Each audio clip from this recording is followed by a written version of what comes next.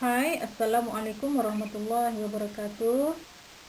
Kita teruskan pembelajaran PDPA kita pada hari ini dalam bidang akidah yang bertajuk Iman sebagai Fitrah Manusia. Diharap semua pelajar telah bersedia. Apakah yang dimaksudkan dengan iman? Yang pertama, iman dari segi bahasa berasal daripada perkataan bahasa Arab, yaitu amina, yang bermaksud aman atau tenteram. Kemudian yang kedua, iman juga bererti tasdiq, yaitu membenarkan dengan hati. Seterusnya yang ketiga, kepercayaan semata-mata, mengakui dan membenarkan sesuatu tanpa mendustakannya. Jadi pengertian iman dari segi bahasa ni ialah sesuatu yang kita iktikadkan di dalam hati, dan yang kita yakin tanpa ragu-ragu. Apakah yang dimaksudkan dengan iman dari segi istilah? Yang pertama, apabila seseorang itu mempunyai iman di dalam dirinya, maka ia akan menyelamatkannya daripada azab Allah selama-lamanya. Kemudian yang kedua, iman adalah membenarkan apa yang dibawa oleh Nabi Muhammad sallallahu alaihi wasallam. Baik pelajar, apakah yang ditinggalkan oleh Rasulullah kepada kita? Sudah tentulah Al-Quran dan As-Sunnah. Bila kita berpegang kepada keduanya, nescaya kita tidak akan sesat selama-lamanya. Baik, para pelajar juga boleh tengok ada hadis Rasulullah yang menerangkan tentang rukun Islam dan rukun iman di muka surat 199. Baik, seterusnya pengertian iman dari segi istilah juga ialah membenarkan dengan hati, mengikrarkan dengan lidah, dan mengamalkan ajaran-ajaran Allah yang dibawa oleh Nabi Muhammad sallallahu alaihi wasallam dengan anggota, dengan perbuatan.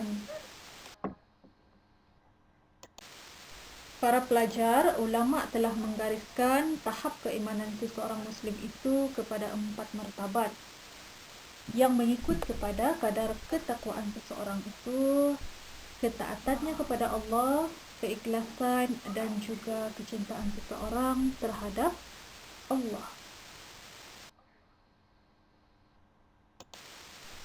Tahap keimanan yang pertama ialah iman para nabi dan rasul, iaitu mereka ini mempunyai iman yang paling tinggi dan sempurna daripada iman-iman yang lain. Kenapa agaknya? Kerana mereka ini adalah orang yang amat kasih kepada Allah, taat, tetap pendiriannya, dan juga maksum daripada dosa. Maksudnya maksum ni ialah terpelihara daripada melakukan dosa-dosa dan maksiat. Selain itu, tahap keimanan mereka ini adalah berdasarkan kepada dalil dan hujah, serta mereka ini dikurniakan mukjizat. Mukjizat ni hanya dianugerahkan kepada insan-insan terpilih, iaitu golongan para nabi dan rasul. Jadi kalau ada yang mengaku saya mendapat mukjizat, maksudnya sesatlah tu kan.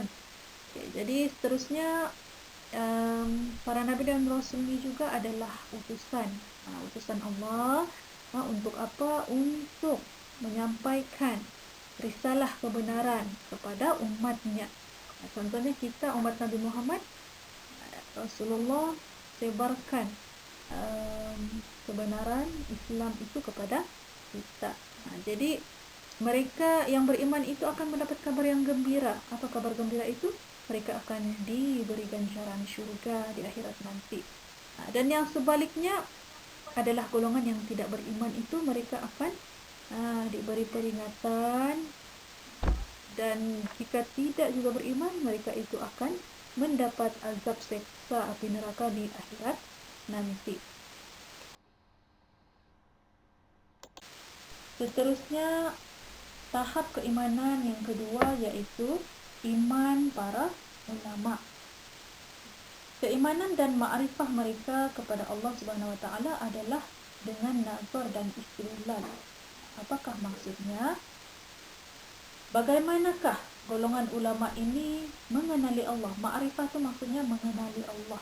Jadi bila diorang kedal, diorang akan dapat meningkatkan kecintaan dan keimanan mereka kepada Allah. Dengan cara apa? Dengan nazar, nazara, melihat, memerhati, memikirkan, meneliti kejadian alam, melihat kepada persekitaran. Kemudian bukan setakat melihat dan memikir sahaja, tetapi juga mereka istidlal. Maksudnya mereka berusaha untuk mencari dalil ataupun sumber hukum bagi sesuatu masalah yang belum diketahui hukumnya. Jadi mereka mengemukakan dalil tentang kejadian alam ini sama ada berbentuk nakli ataupun akli.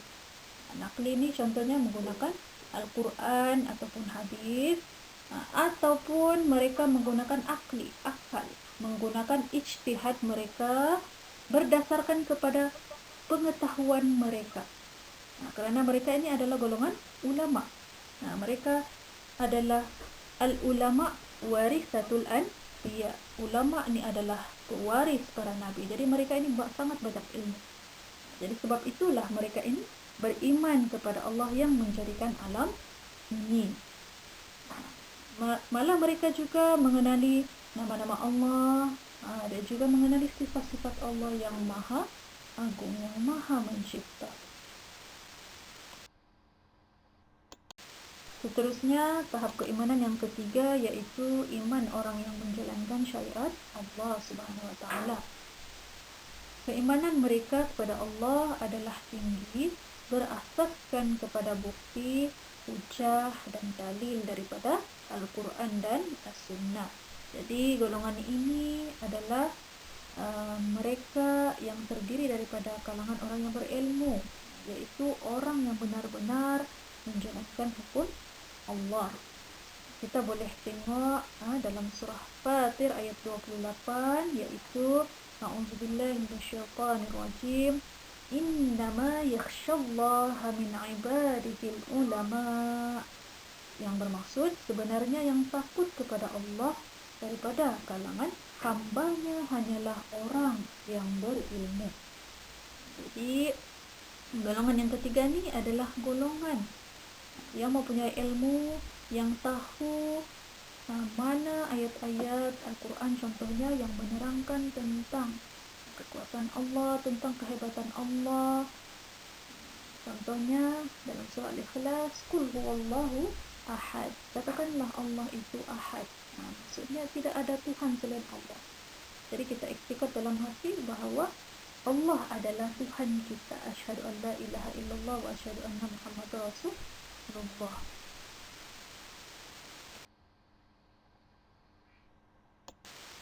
Seterusnya tahap keimanan yang keempat, yang terakhir, yaitu iman orang-orang yang bertaklid.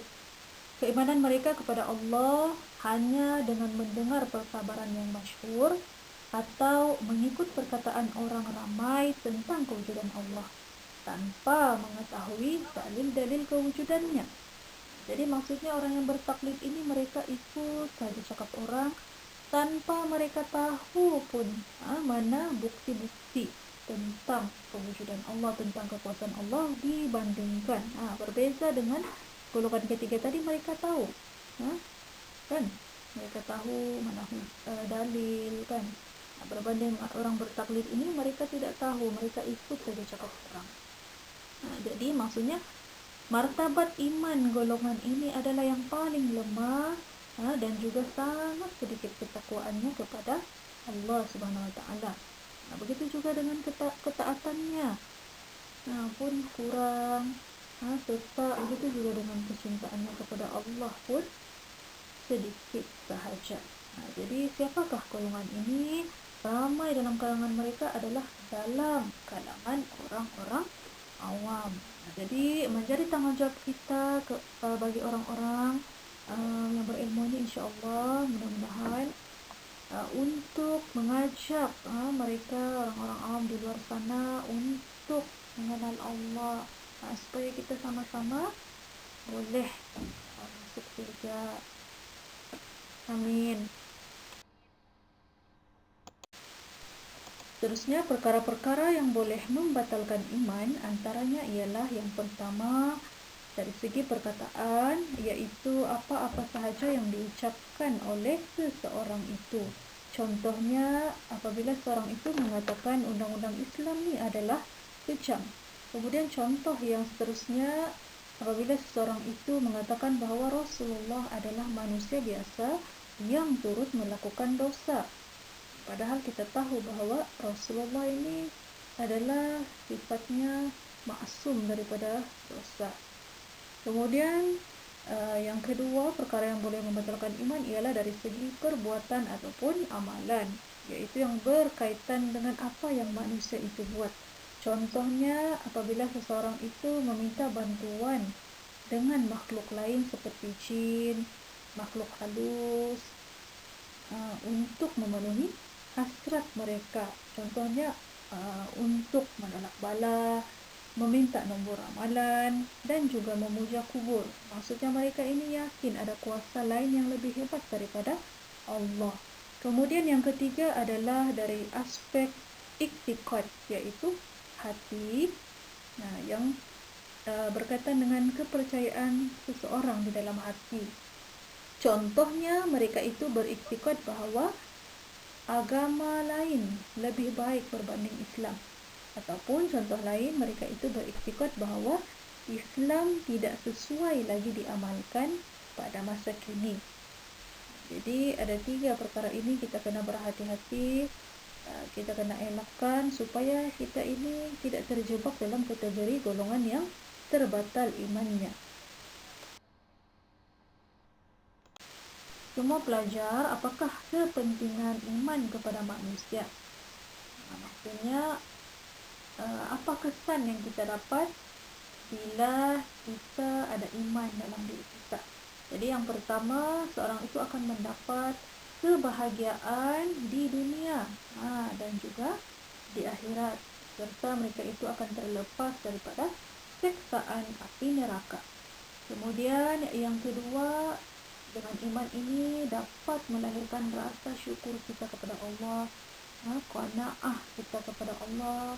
Di samping itu juga dapat mewujudkan sifat sabar dengan godaan yang datang kepada kita, dan juga reda dalam melaksanakan ibadah dan menjalankan kehidupan seharian. Kemudian yang ketiga, akan mendapat hidayah dan petunjuk serta taufik daripada Allah disebabkan keimanan mereka kepada Allah Subhanahu Wa Taala. Dan yang terakhir adalah mereka ini akan mencintai perkara-perkara yang ma'ruf dan membenci perkara-perkara yang mungkar, kerana mereka ini mempunyai iman dalam diri. Jadi mereka akan sentiasa berusaha untuk meningkatkan amal ibadah mereka kepada Allah dengan melakukan perkara yang baik dan meninggalkan yang dibenci oleh Allah Subhanahu Wa Taala. Usaha-usaha untuk memelihara dan juga meningkatkan iman seseorang dalam kehidupan dari segi individu, yang pertama ialah mendalami ilmu agama melalui pengajian bersama para ulama, ataupun pengajian di sekolah dan medium-medium pembelajaran yang lain. Kemudian yang kedua, sentiasa meningkatkan amal-amal soleh dan juga meninggalkan perbuatan yang mungkar. Kemudian yang ketiga, mengamalkan zikir di dalam kehidupan supaya seseorang itu sentiasa ingat Allah dalam apa juga keadaan. Kemudian dari segi masyarakat pula, memperbanyakkan program-program pengajian ilmu agama, tidak kiralah di masjid, di surau ataupun dalam sebuah komuniti kejiranan. Kemudian yang kedua adalah menubuhkan pasukan amar ma'ruf nahi mungkar yang akan menjaga bi'ah salihah supaya semua masyarakat ini mengamalkan ajaran yang betul. Kemudian seterusnya dari segi negara pula adalah pihak berwajib hendaklah membendung segala fahaman sesat supaya masyarakat ini dapat memelihara dan meningkatkan keimanan kepada Allah. Kemudian yang kedua adalah menguatkuasakan undang-undang syariah. Kemudian yang ketiga, mewujudkan pusat-pusat pemulihan akhlak dan juga pusat-pusat pemantapan akidah dalam kalangan rakyat terutamanya Malaysia. Kesimpulannya, secara fitrahnya semua manusia di dunia ini memang telah beriman kepada Allah Subhanahu Wa Taala sejak dalam alam roh lagi. Sebagaimana yang disebutkan di dalam hadis Rasulullah, an Abi Hurairah radhiyallahu anhu qala an-nabiy sallallahu alaihi wasallam kullu maulud yuladu 'alal fitrah fa abawahu yuhawidani aw yunassirani aw yumajjisani, yang bermaksud setiap anak yang dilahirkan itu dalam keadaan fitrah, iaitu suci bersih. Kedua ibu bapanya lah yang mencerahkannya menjadi Yahudi atau Nasrani atau Majusi.